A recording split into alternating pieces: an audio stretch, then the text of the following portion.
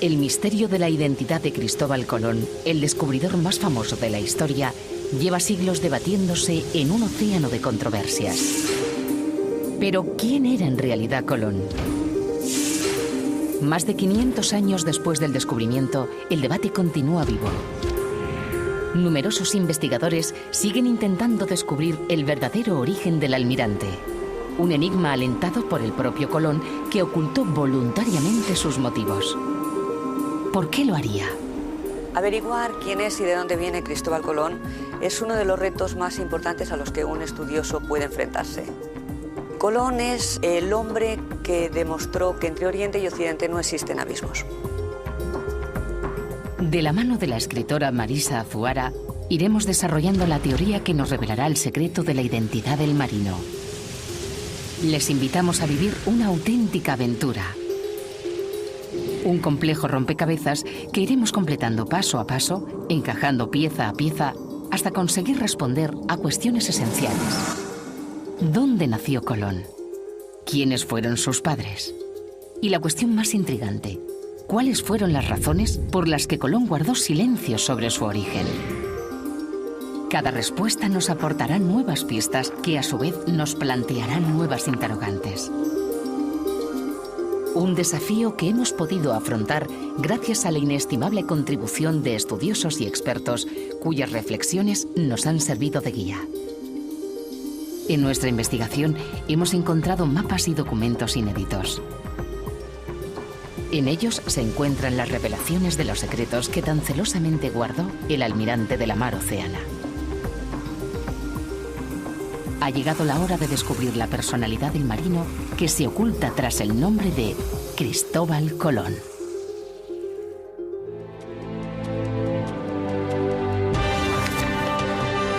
Cristóbal Colón, la Odisea.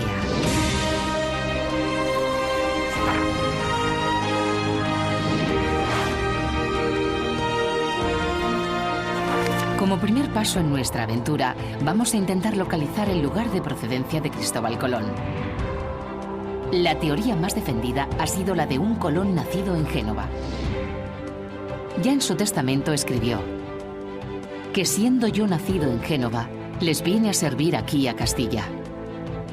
Con esta frase, el descubridor admite ser genovés por nacimiento, pero no concreta en qué lugar de Génova.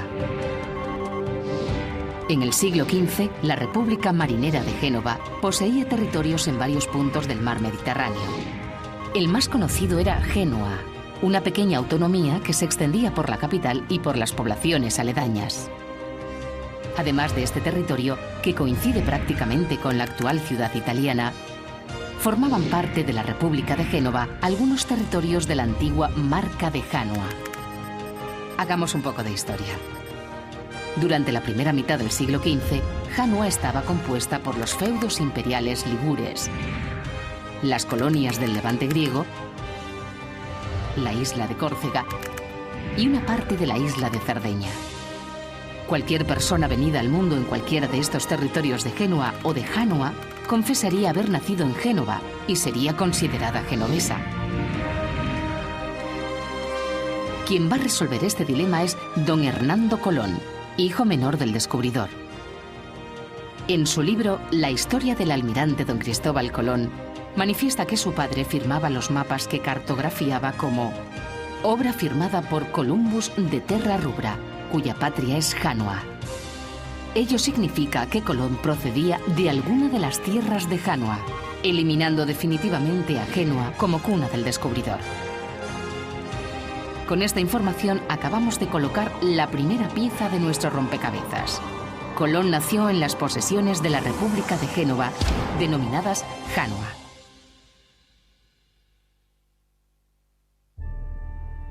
Pero el territorio de Janua sigue siendo una superficie enorme. Necesitaremos una nueva pista que nos ayude a averiguar dónde vino al mundo el descubridor. Colón contó para su empresa del descubrimiento de América con el concurso de los Reyes Católicos, monarcas de las coronas de Castilla y de Aragón. Entre los múltiples documentos despachados por estos a Colón en 1492, encontramos nuestra siguiente referencia. En algunos de ellos afirman que el navegante era súbdito y natural de sus estados. Es más, el propio descubridor ratifica este dato en sus escritos. Cuando se dirige a don Fernando y a doña Isabel, utiliza la fórmula: rey y reina, mis señores naturales. Esta fórmula solo podía ser utilizada por aquellos súbditos nacidos en una de estas dos coronas, lo que implica obligatoriamente que Colón nació en alguna de las posesiones de la corona de Castilla o de la corona de Aragón. Pero entonces, si Colón era de origen genovés, ¿cómo es posible que en el año 1492 se declarase súbdito natural de los reyes católicos? ¿Acaso algunos de los territorios gobernados por los reyes católicos había sido genovés con anterioridad? Solo existía un modo para que se cumplieran ambas condiciones en apariencia contradictorias: que habiendo nacido en territorio genovés, este hubiera pasado más tarde a manos de la corona de Castilla o de la de Aragón. Los reyes católicos eran monarcas de la corona de Aragón y de Castilla, si bien Isabel ejercía su soberanía exclusivamente sobre la corona de Castilla, mientras que Fernando lo hacía sobre la de Aragón. Es decir, Castilla y Aragón eran dos estados completamente diferentes e independientes entre sí. En 1469, cuando se produce la boda entre la princesa Isabel de Castilla y Fernando de Aragón, se produce una unión estrictamente dinástica, en la que los estados patrimoniales conservan instituciones, ordenamiento jurídico, incluso fronteras, al punto de que un castellano en Aragón es un extranjero y viceversa. Esta circunstancia nos obliga a analizar ambas naciones de forma separada. Comencemos examinando la situación de la corona de Castilla. Al estudiar su historia, comprobamos que ninguno de los territorios que lo componían perteneció jamás a la República de Génova. Esto, sumado al hecho de que en los documentos castellanos se califica a Colón como extranjero, nos permite eliminar cualquiera de los territorios de Castilla como posible cuna del navegante. No hay más opciones. Colón tuvo que nacer en un territorio que llegaría a formar parte de la corona de Aragón. Es hora de sumergirnos en su historia. La corona de Aragón se compone de diversos estados soberanos, unos de ellos enclavados en la península ibérica: el Reino de Aragón, el Principado de Cataluña, el Reino de Valencia y el Reino de Mallorca. No obstante, y fruto de la expansión militar por el Mediterráneo, también formaban parte de dicha corona los reinos de Cerdeña y de Sicilia. Abramos un pequeño paréntesis. Vamos a intentar esclarecer otro de los puntos difusos en la biografía del almirante: el año de su nacimiento. Los expertos han barajado dos posibles fechas: 1436 y 1451. Esta última ha sido tomada como fecha oficial. Sin embargo, nosotros optamos por la fecha de 1436, que viene determinada por las confesiones del propio descubridor. Yo vine a servir de 28 años y ya pasan 40 que llevo en este uso. Por si no fuera suficiente, su amigo y biógrafo, el padre Andrés Bernaldez, aseguraba en sus crónicas que Colón había muerto en 1506 a los 70 años de edad. No puede haber más dudas. Cristóbal Colón nació en 1436. Una vez aclarado este punto, sigamos examinando la relación entre Aragón y Génova. Las posesiones que la corona de Aragón tenía en la península ibérica formaban parte de la misma desde hacía siglos y nunca fueron genovesas. Por otro lado, el reino de Mallorca pertenecía a la corona aragonesa desde 1343, un siglo antes de que el descubridor viniese al mundo. Nuestras opciones han quedado reducidas a las islas de Sicilia y de Cerdeña. El reino de Sicilia se incorporará en 1442, mientras que el reino de Cerdeña lo hará en 1478. Una sencilla comprobación histórica nos permitirá eliminar la alternativa siciliana, ya que el reino de Sicilia jamás perteneció a la República de Génova. Antes del nacimiento de Colón, en 1436, la corona de Aragón había ya conquistado buena parte de Cerdeña. Sin embargo, aún le faltaban por someter 3 feudos para dominar la isla por completo: el de los Doria, el de los de Sena Piccolomini y el de los marqueses de Oristán. Los 3 señoríos eran de origen genovés. Y es que la isla de Cerdeña perteneció en derecho a la República de Génova hasta que fue anexionada oficialmente por la corona de Aragón en las Cortes de 1478. A partir de esa fecha, todos los habitantes de la isla, sin excepción, pasaron a ser súbditos naturales de los reyes aragoneses. Acabamos de encontrar el punto geográfico que relaciona Génova con Aragón, o lo que es lo mismo, el lugar donde nació el descubridor. Podemos añadir la segunda pieza a nuestro rompecabezas. Colón nació en los dominios genoveses de la isla de Cerdeña. Nuestra investigación va dando sus frutos, pero queremos saber más. Una vez aclarado que Colón era de origen genovés y que procedía de la isla de Cerdeña, pasamos a analizar otros detalles más concretos de su vida. Un dato que aporta mucha información sobre cualquier persona es la lengua en la que se expresa. La pregunta es, ¿se emplearían en Cerdeña durante el siglo XV los idiomas en que se comunicaba el descubridor? Para averiguarlo, nos valdremos de los textos que sus sucesores han conservado. Entre los ilustres descendientes del navegante se encuentran los miembros de la Casa de Alba. En el archivo familiar del Palacio de Liria, en Madrid, se custodian 19 cartas escritas de su puño y letra y otros muchos documentos relacionados con él. Gracias a estos escritos, sabemos que el descubridor se expresaba principalmente en latín y en castellano. El latín era el idioma utilizado en los ambientes vinculados con la Iglesia y la diplomacia de aquella época. Eso sí, ninguna nación del mundo estableció el latín como lengua propia. Algo muy distinto ocurría con el idioma que escribía Colón. Al leer sus cartas, nos damos cuenta de que usaba palabras propias de la lengua romance de la Corona de Aragón entremezcladas con el castellano. Esta peculiar versión del idioma castellano se adoptó como lengua en algunos estados aragoneses cuando la dinastía castellana de los Trastámara accedió al trono de Aragón en 1412 mediante el Compromiso de Caspe. Pues bien, uno de esos estados fue la isla de Cerdeña, conocida por los antiguos como Sardinia, el pueblo de los sardos. Los conquistadores valencianos, catalanes, mallorquines y aragoneses que disputaban el reino sardo a las familias genovesas lo fueron introduciendo en esta isla. A día de hoy es posible escuchar la antigua lengua de la Corona de Aragón entre los habitantes de Cerdeña. Una agradable sorpresa que se da todavía en poblaciones como la hermosa ciudad de Alguero, donde lo han conservado a lo largo de 5 siglos.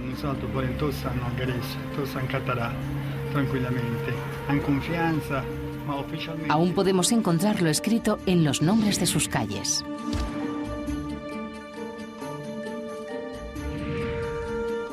Ello nos permite colocar la tercera de las piezas de nuestro rompecabezas en su lugar. La lengua en la que se expresaba Colón se hablaba en la isla de Cerdeña.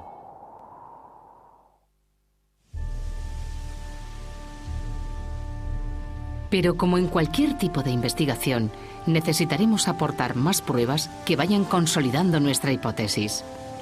Nuestro siguiente paso consistirá en tratar de averiguar la clase social a la que perteneció Colón.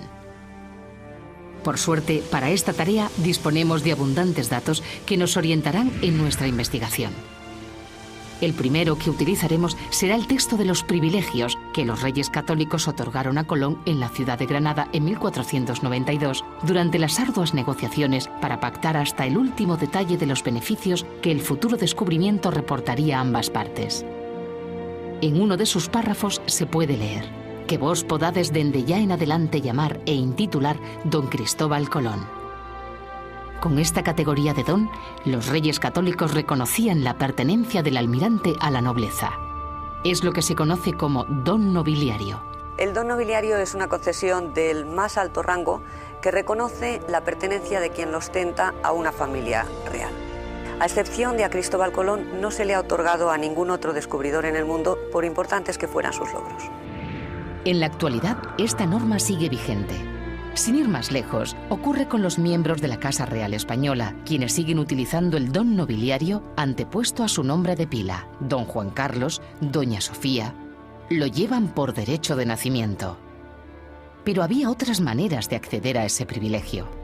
El ejemplo más reciente lo encontramos en España con la concesión otorgada a doña Leticia al casarse con el heredero de la corona de España, don Felipe. Sin embargo, existe una diferencia fundamental entre el don nobiliario de doña Leticia y el que los reyes católicos otorgaron a Colón. Algo tan notable como que ningún familiar de la princesa de Asturias tiene el derecho a ostentar el don nobiliario, mientras que los hermanos y los hijos del navegante pasaron a usarlo de manera inmediata. Y sus descendientes también lo usarían en el futuro. ¿Cuáles podrían ser los motivos para que se produzca esta excepción? La dignidad de don era y es privativa en todas las monarquías del mundo, con una única excepción, el Reino de Cerdeña, donde este privilegio, el de la generositas sarda, reconoce la pertenencia a una familia noble, por lo que se extiende a todos los miembros de la misma. En esto concretamente consiste la excepcionalidad del don nobiliario de Cerdeña, llamado en estas tierras don de generosità. El título de generosità es un título nobiliario que significa una concesión de tipo feudal. Fue otorgado en el siglo XV por Alfonso V el Magnánimo, con la intención de integrar las clases dirigentes de origen sardo en el nuevo contexto unificado de la corona aragonesa tras el Parlamento de 1421. Este privilegio es lo que permite el empleo del don nobiliario por parte de los hermanos y los hijos de Colón. Pero lo más importante, certifica que el descubridor nació en Cerdeña, ya que es el único lugar donde se puede producir esta situación tan peculiar. Apuntala esta idea don Hernando al afirmar en su libro: «Son más estimados aquellos que de generosa familia proceden». Otra referencia por la cual los reyes católicos reconocían la alta alcurnia del descubridor lo encontramos en el salvoconducto que le fue entregado en vísperas de su viaje hacia las Indias. Allí lo catalogaban como nobilem virum. Pues bien, este es otro tratamiento también usado exclusivamente por los nobles de la isla sarda. La pieza número 4 nos confirma que Colón procedía de una familia de la alta nobleza de Cerdeña.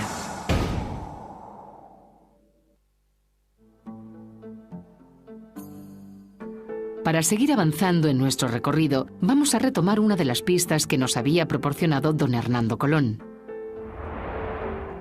Nos referimos a la firma que empleaba su padre en los mapas. Obra firmada por Columbus de Terra Rubra, cuya patria es Janua. Ya hemos aclarado que Janua se refiere a la patria de Colón, pero todavía queda por descifrar el fragmento más misterioso de la frase, el que habla de Tierra Roja, de Terra Rubra. Como Janua es la patria, el término Terra Rubra, que sigue al apellido Colombo, podría hacer referencia al nombre del linaje al que la familia del descubridor pertenecía. ¿Existirá en Cerdeña el linaje Terra Rubra? Sí, existe. Es la estirpe conocida como los Terra Rosa, que sencillamente es la traducción al italiano de Terra Rubra. Los Terra Rosa eran de origen genovés y habitaban en Cerdeña, concretamente en una posesión al este de la isla a la que se conocía como Custodia Rubrensis. Otro dato tremendamente sugerente: sus dueños descendían del tronco de la familia Malaspina y eran conocidos como marqueses de Terra Rosa. Los Malaspina era una familia que controlaba vastos territorios, en particular aquellos en los que prevalecía la cultura cerealista. Es curioso observar cómo las características de esta familia encajan con lo que sabemos del navegante. Ambas poseyeron numerosos feudos en la isla de Cerdeña. Además, entre sus integrantes encontramos grandes cosmógrafos y excepcionales navegantes. El más famoso de entre todos ellos fue Alejandro Malaspina. La vida de Alejandro Malaspina es un calco de la vida de Cristóbal Colón en muchos aspectos. Sus esfuerzos por realizar una expedición que permitiese abrir un canal que uniese el Atlántico con el Pacífico constituía el gran sueño de Cristóbal Colón. Una nueva pieza perfila el retrato del descubridor. Colón descendía de la familia Malaspina de Terra Rosa.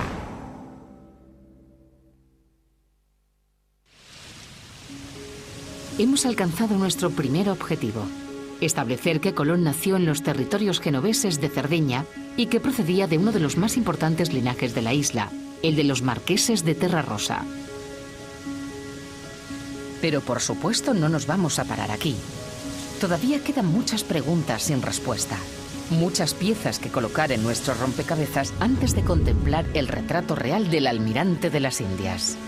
Intentaremos responder una a una a todas las incógnitas que se presenten ante nosotros.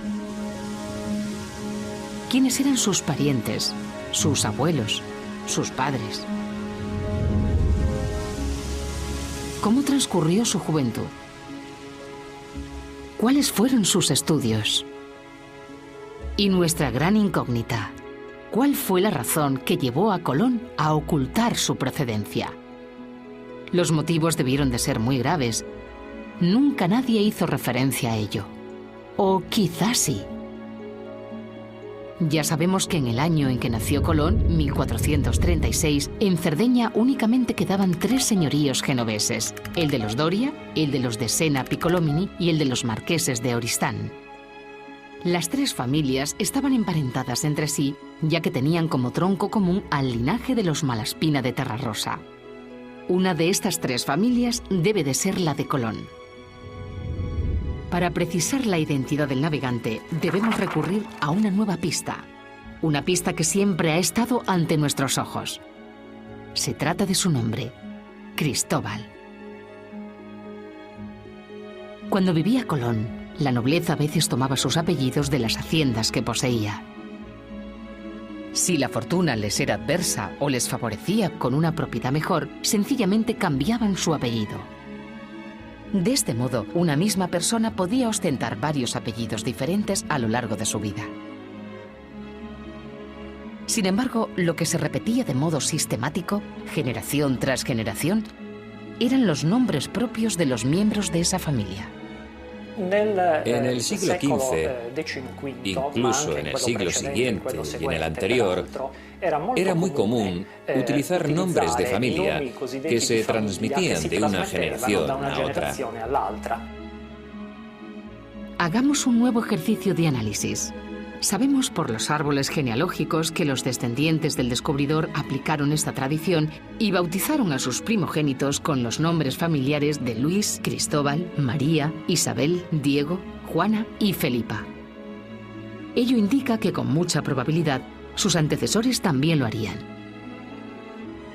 Vamos pues a analizar los árboles de las 3 familias genovesas por si figurase alguno de estos nombres de pila.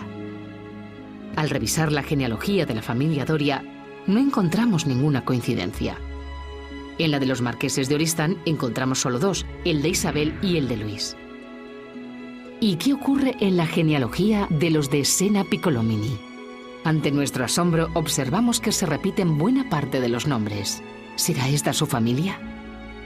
Una enigmática frase del libro de don Hernando Colón cobra ahora todo su sentido. En ella afirma que para componer su nuevo apellido, su padre limó el vocablo para que se conformase con el antiguo. La palabra limar lleva implícita la acción de quitar por delante y por detrás. Si a Piccolomini le limamos las 3 primeras y las 3 últimas letras, aparece Colón, apellido que se le daba al descubridor en todos los documentos latinos y aragoneses de su época. Por fin, acabamos de encontrar a la familia del almirante.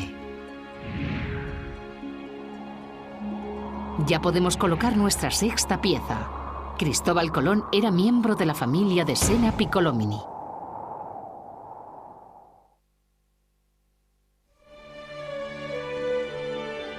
Este viaje no deja de sorprendernos. Y es que pertenecer a la familia Piccolomini convierte al descubridor ni más ni menos que en pariente de los papas Pío II y Pío III, también conocidos como los papas Piccolomini. En concreto, el nombre del papa Pío II era Eneas Silvio Piccolomini. Eneas Silvio Piccolomini fue uno de los más grandes humanistas de su época y la geografía fue una de sus disciplinas. ¿Alguna sorpresa más? Sí. Esta relación familiar explicaría el por qué uno de los pocos objetos que llevó Colón en su odisea fuese el libro de geografía titulado Historia Rerum Ubique Gestarum. Su autor fue Pío II. En los márgenes de esta obra, el almirante realizó más de 800 anotaciones. Asimismo, el hecho de apellidarse Piccolomini nos ayuda a entender de manera lógica y sencilla el motivo por el cual Colón pidió a Paolo del Pozo Toscanelli el mapa que le condujo a América. La familia del Pozo era Malaspina, parientes de los Terrarossa y también de los Piccolomini. Todo queda en la familia. Además, llamarse Piccolomini ayuda a resolver otras incógnitas que hasta ahora no parecían tener explicación. Como por ejemplo, que Colón tuviera en su poder el libro La Cosmografía de Ptolomeo, iluminado en Roma para Pío III. Así lo demuestran las anotaciones y la firma que incluyó de su puño y letra en la obra. O que en la diócesis de Fermo, ciudad del este de Italia que administraba Pío III, se encontraron copias de algunas cartas de Colón. La familia Piccolomini es una familia de grandes humanistas. Jamás perderían, extraviarían o venderían una obra, mucho menos en el momento en que encargan al Pinturicchio que realizase las obras de la librería Piccolomini de Siena para guardar su importante biblioteca. El Papa Pío III ordenó construir la librería Piccolomini en la catedral de la ciudad italiana de Siena poco después de producirse el descubrimiento del Nuevo Mundo. La estancia cuenta con unos frescos extraordinarios pintados por Bernardino di Vetto, il Pinturicchio. En ellos se representan los pasajes más significativos de la vida de los papas Piccolomini. Y es aquí donde nos encontramos con otra de las grandes sorpresas de nuestra investigación. En los frescos aparece una figura que bien pudiera tratarse de Colón, caracterizado como Tifis, el piloto de la nave en la que viajaban los argonautas de la mitología griega. Y es que Tifis era el sobrenombre con el que Colón pretendía pasar a la historia.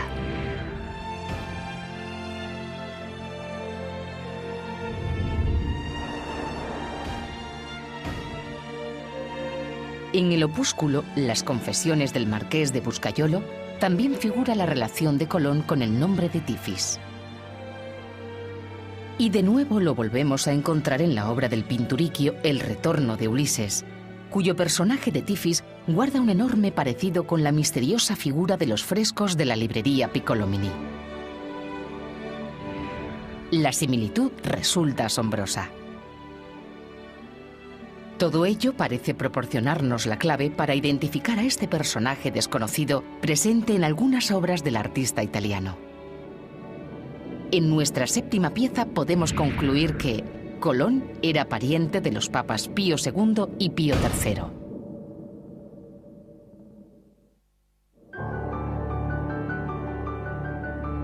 Paso a paso, aún nos queda por averiguar cuál pudo ser la formación de Colón, dónde se educó o quiénes fueron sus maestros. Su hijo don Hernando asegura en su obra que había estudiado en Pavía, lo que bastó para entender a los cosmógrafos a cuya lección fue muy aficionado. También respecto a su formación, el propio descubridor escribió al rey Fernando: «Trato y conversación he tenido con gente sabia, eclesiásticos y seglares, latinos y griegos». Ello explicaría su conocimiento de la lengua griega, lo que le permitiría traducir su propio nombre, Cristóbal, del vulgarismo griego Cristóforos al cultismo del latín Cristo Ferens, el portador de Cristo, que figura en su firma.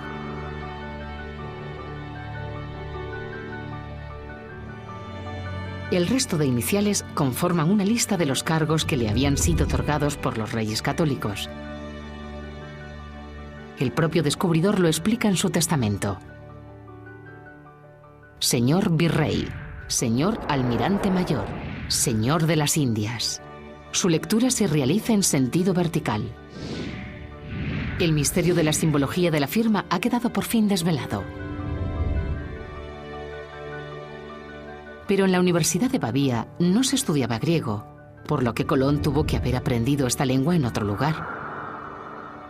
Posiblemente en Siena, donde numerosos intelectuales y sabios greco-bizantinos, entre ellos el cardenal Bessarion, personaje de gran lucidez, se reunían con los papas Pío II y Pío III, estrechamente relacionados con la ciudad. Se mantiene la tradición en Siena, según la cual Colón habría estudiado aquí y habría regalado algunos objetos a la iglesia de Fonte Giusta. Respuesta sí. Esta es una tradición confirmada. En efecto, en la iglesia de Fonte Giusta se conservan un hueso de ballena, una espada, un casco y una rodela que, según cuentan, fueron enviados por el descubridor como agradecimiento a la Virgen por ayudarle en su empresa. Y aunque esto es simplemente tradición, no es la única relación que podemos encontrar del navegante con Siena. Sin ir más lejos, un noble que residía en la ciudad y que descendía de los Terra Rossa de Cerdeña, Agostino Saracini, fue quien encargó al pintor Sebastiano del Piombo el primer retrato que se hizo del descubridor.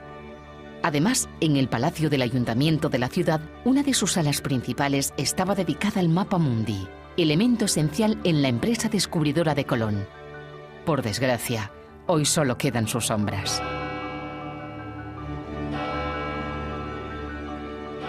¿Serán simples coincidencias? No pueden serlo, ya que en aquellos momentos la máxima autoridad cultural de Siena era el Papa Pío II. Detrás del Papa estaba Nicolás de Cusa, el cardenal Amanati, que era su gran amigo y un gran humanista.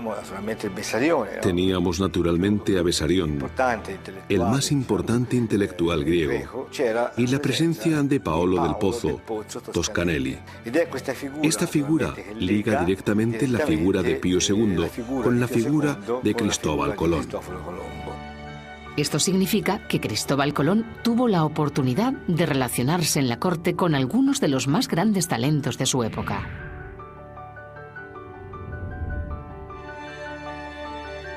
Ayudado por este grupo de eruditos, el Papa Pío fundó una academia al estilo de las antiguas academias griegas, que pretendía preservar los secretos de Platón, de Aristóteles y de la cultura griega. Todo un privilegio para un joven Colón ávido de conocimientos. La hazaña de Cristóbal Colón solo se pudo lograr de una forma, con unos conocimientos matemáticos, geográficos, náuticos, que poquita gente podía disponer en aquella época. Hemos colocado nuestra octava pieza. Colón fue educado para convertirse en un gran humanista.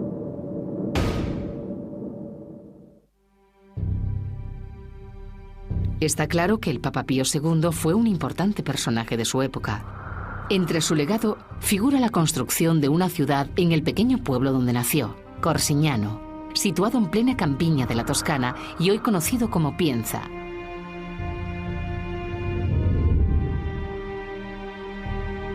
Una ciudad utópica siguiendo los ideales renacentistas de calles rectilíneas. Y coronada con una catedral.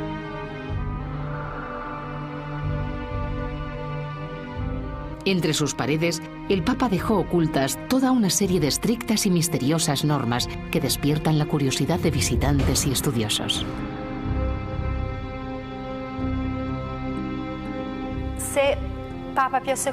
Sobre si el Papa Pío II expresó el deseo de respetar la ubicación de ciertos objetos ocultos en el interior de la catedral, sí, esto lo puedo confirmar. La academia que fundó junto al grupo de eruditos tenía como principal objetivo la formación de comandantes capaces de dirigir la cruzada contra los musulmanes. La preocupación del Papa Pío y de sus colaboradores por la Guerra Santa estaba plenamente justificada. Los musulmanes habían ido arrebatando a la cristiandad los santos lugares, incluido Jerusalén, hacía ya largo tiempo. El último reducto cristiano del Imperio Romano de Oriente, la capital Constantinopla, cayó en sus manos en 1453. Y en su avance, las tropas turcas se hallaban a las puertas de Belgrado y jurando tomar Roma para sustituir las cruces de sus iglesias por la media luna islámica. No era una simple amenaza. Había que prepararse para la batalla. Pío II creó la Orden de Nuestra Señora de Belén. Y formaba parte de esta idea suya el concentrar sus esfuerzos para ayudar a la cruzada. Acto seguido, se proclamó la Cruzada Universal en la Dieta de Mantua. El propio Papa se puso a la cabeza de las tropas para guiarlas a Jerusalén. Entretanto, el sabio Nicolás de Cusa establecía que, dada la esfericidad de la Tierra, se podía llegar a Oriente por Occidente. Ese sería su camino. Destaca de manera particular una carta de su gran amigo el cardenal Amanati, que escribe al futuro Pío III, donde cuenta el último viaje de Pío II desde Roma a Ancona y su muerte antes de la cruzada. En este escrito da cuenta de un sueño en torno al proyecto de esta cruzada. Sobre esta cruzada se ciernen oscuros presagios. En efecto, ni Nicolás de Cusa ni el Papa Pío pudieron culminar el proyecto. Murieron con solo 3 días de diferencia, cuando se hallaban a punto de embarcar. Los venenos renacentistas o los rivales que no querían ver triunfar su empresa impidieron que ésta se hiciese realidad. Tanto el Papa Pío II como el Papa Pío III murieron en circunstancias misteriosas. Toda esta serie de sucesos debió de causar en el joven Cristóbal una honda impresión. Ahora podemos comprender por qué mantuvo durante toda su vida una poderosa obsesión por la cruzada. Incluso llegó a escribir un auténtico evangelio, el libro de las profecías, probablemente con la intención de impulsar el proyecto. La cruzada había fracasado, pero no para Colón. 30 años más tarde, el marino decidió pedir el famoso mapa a Paolo del Pozo Toscanelli, uno de los pocos miembros del grupo humanista del Papa Pío II que aún permanecía con vida. De este modo, Colón eligió la ruta de Occidente que enunció Nicolás de Cusa y curiosamente cometió los mismos errores sobre las mediciones de la Tierra en los que habían incurrido los eruditos de la Academia. Una nueva pieza ha tomado forma. La Cruzada Universal del Papa Pío II impulsó la empresa del descubrimiento de Colón.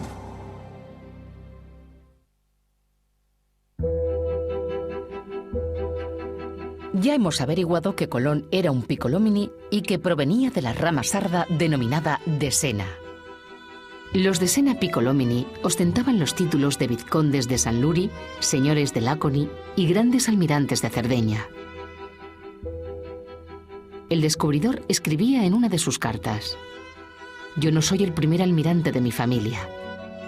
En la familia solo hubo 2 almirantes. En ningún caso Colón podría descender del segundo gran almirante, don Juan de Sena, ya que según los cronistas ambos tendrían una edad similar. Por fuerza tuvo que descender del primero de ellos, el gran almirante don Antonio de Sena». Don Antonio solo tenía 2 hijos varones con descendencia: Pedro, el primogénito, y Salvador. Los hijos de Pedro son conocidos, y mirando su árbol genealógico, ni el nombre del descubridor ni el de sus hermanos figuran entre ellos. ¿Y qué sucedió con los descendientes de Salvador? Algo realmente extraño. Sabemos que sus nietos fueron los herederos, ya que sus hijos, cuyos nombres no figuran en documento alguno, habían abandonado Cerdeña, sin que nunca más se volviera a saber de ellos. Una vez más, es el propio Colón el que nos da la pista definitiva sobre quiénes fueron sus padres. Y lo hace si atendemos a los nombres que eligió para bautizar los territorios que descubrió. Al primero de ellos lo llamó Salvador, y a la primera ciudad que fundó, Isabela. En resumen, el personaje conocido como Cristóbal Colón era hijo de Salvador de Sena Piccolomini, casado con Isabela Alagón de Arboria, y su nombre era Cristóbal de Sena Piccolomini. ¿Podremos con esta información determinar el lugar específico en que nació Colón? Según las costumbres de la época, lo lógico es que viniese al mundo en una de las propiedades de su familia. Estas se reducen a 2. Una de ellas era el castillo de Laconi, residencia temporal de la familia.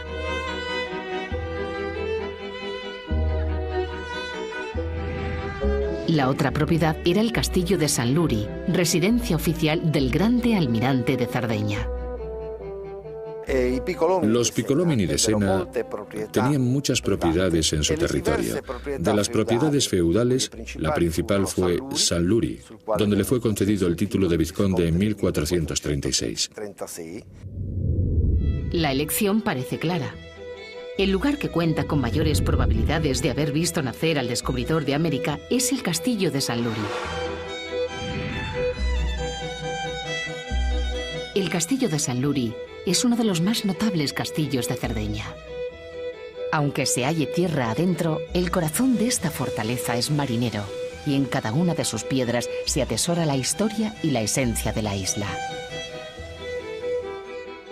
Ahora, conociendo quién fue la familia del descubridor y el lugar en que nació, imaginar su infancia resulta sencillo. Tuvo que transcurrir en los escenarios que frecuentaban sus progenitores.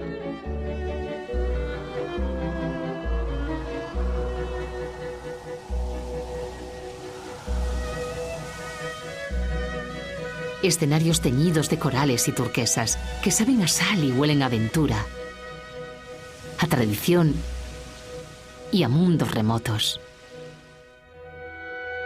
El rompecabezas sigue completándose. El nombre de Colón era Cristóbal de Sena Piccolomini y nació en el castillo de Sanluri.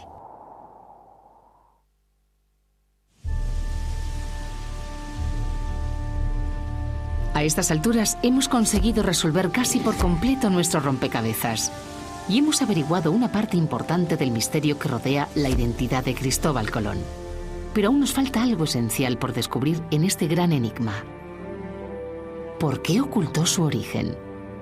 ¿Cuál fue el verdadero motivo que obligó a Cristóbal Colón a callar la grandeza de su linaje, a disfrazar su apellido y a exigir que el nuevo mundo fuese solo para Castilla? Llevemos nuestra investigación un poco más lejos.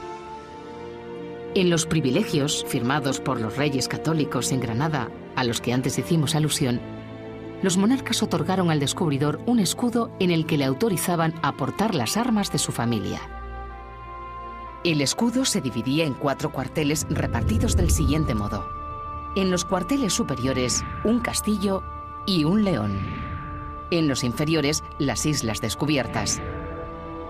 Y las armas vuestras que solíades tener. Las armas de los antepasados de Colón son las que figuran en el 4º cuartel de su escudo, según la cédula por la que se le otorgaron los reyes católicos. Son 5 áncoras de oro y son las armas de un almirantazgo. En el documento se puede leer la forma verbal en tiempo pasado, solíades tener.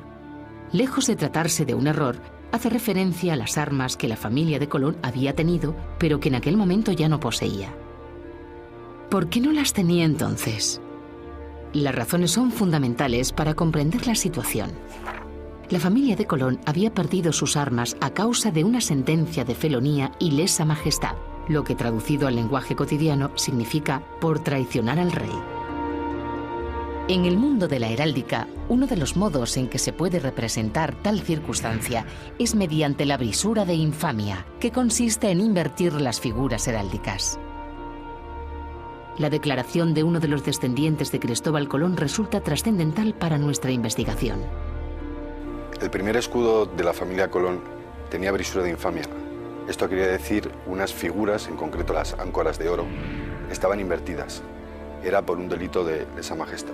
La confesión de este secreto de familia, celosamente guardado hasta el día de hoy, explica por qué en los primeros escudos de los descendientes del navegante las anclas figuraban invertidas.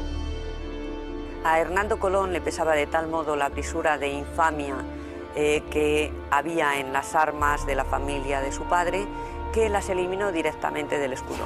Así puede comprobarse en el escudo que se grabó en su tumba en la Catedral de Sevilla.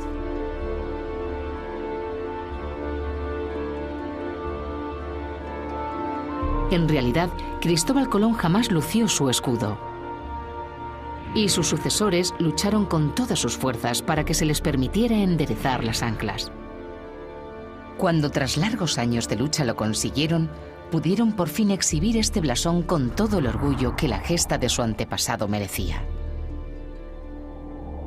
Nuestra penúltima pieza ocupa su lugar. El escudo de los antepasados de Colón estaba infamado por una sentencia de traición al rey.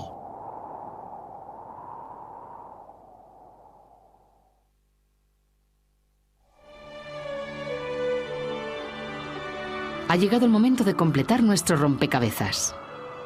Una última pieza que al encajar nos revelará en toda su dimensión el mosaico de la vida de Cristóbal Colón.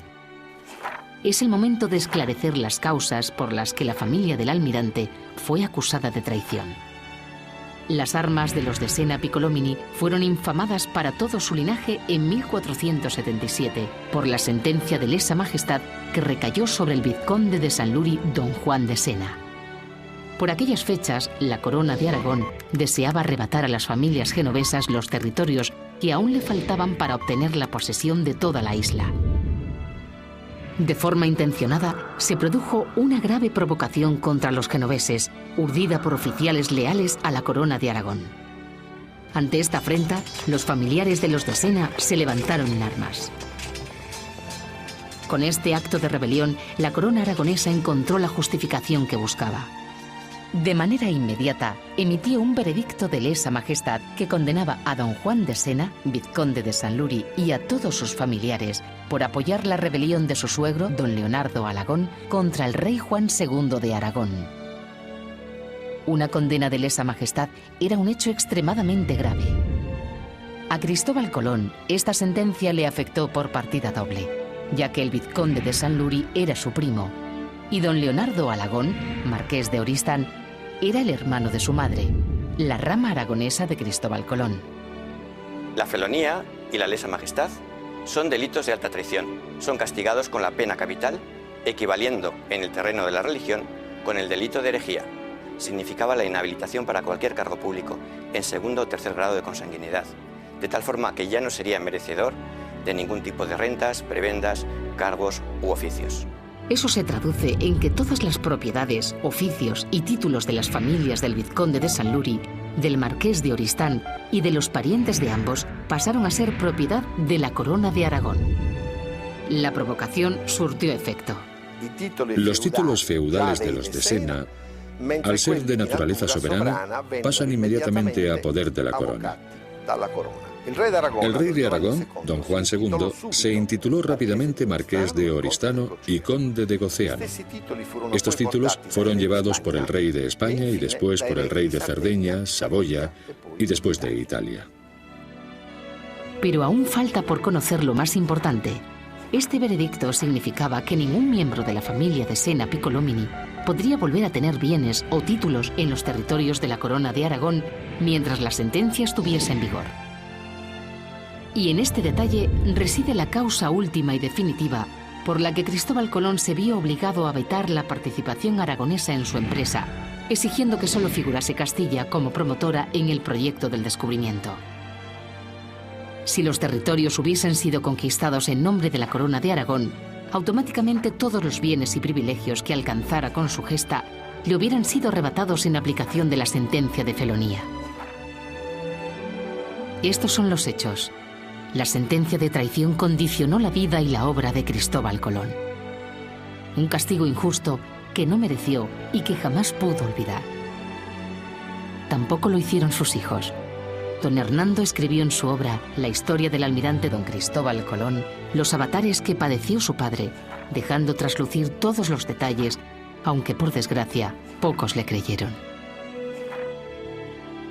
Don Diego Colón, primer hijo del descubridor, quizás como un acto de rebeldía, quizás como un guiño a la nostalgia por los territorios perdidos, ordenó fundar una ciudad en la recién descubierta costa de Jamaica para que fuese la capital de sus estados. La bautizó con el nombre de Oristán, el mismo nombre que llevaba la capital y el nombre del marquesado que la hacía soberana, la capital de un reino perdido. En 1518 fue fundada en Jamaica la ciudad de Oristano por los españoles. Llevaba el mismo nombre de la ciudad de Oristano que está en Cerdeña. Oristán se convirtió así en el nexo que unía a los Colón con sus ancestros y que un día les permitiría recuperar el lugar que por derecho propio les correspondía en la historia.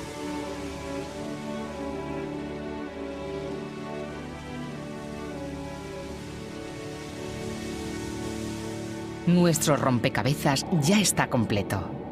El motivo que obligó a Colón a ocultar su identidad fue la sentencia que recayó en su familia.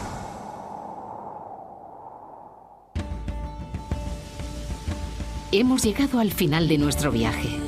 Una historia cuyo rompecabezas hemos completado pieza a pieza para descubrir al fin la verdadera identidad del marino que cambió el curso de nuestra historia. Y hemos encontrado un Cristóbal Colón muy diferente al que los intereses políticos pintaron en ocasiones. Un Colón que nació en la isla de Cerdeña, probablemente en el castillo de Sanlúri.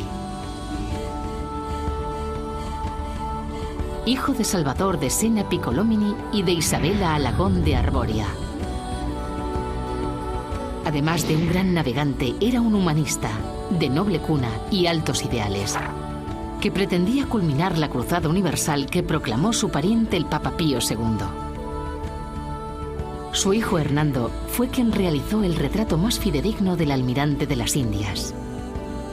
Es el retrato de un hombre honorable, víctima de la herencia que recibió y de las circunstancias históricas que le tocaron vivir. Un hombre cuya mayor hazaña fue sobreponerse a sus desgracias para convertirse en el Tifis de la Odisea que nos ha llevado a nuestro presente.